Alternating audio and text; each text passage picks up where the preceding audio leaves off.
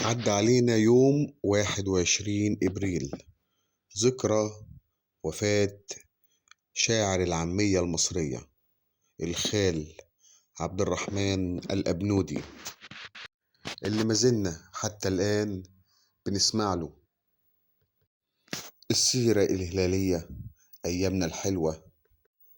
اتولد أيضا في يوم 11 إبريل في عام 1938 في قرية أبانود بمحافظة قنا بصعيد مصر.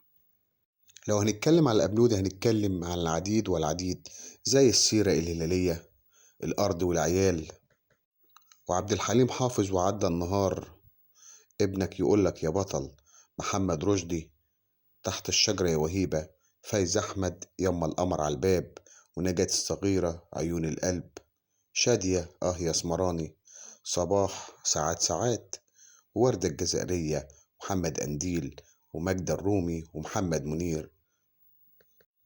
وطبعا مش هننسى نقدر تتر مسلسل ذهاب الجبل، أو شيء من الخوف، أو طوق وأسوار، أو فيلم البريء.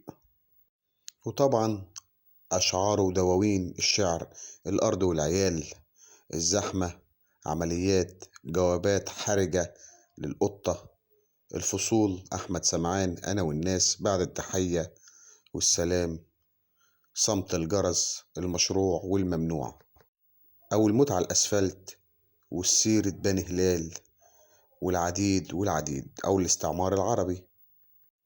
وتوفى الشاعر الأبنودي أستاذنا الخال عبد الرحمن الأبنودي، توفى عصر يوم الثلاثاء الموافق 21 إبريل سنة 2015 عن عمر يناهز 77 عام. لو لسه فاكره ولسه بتسمع له، ادعيله بالرحمة.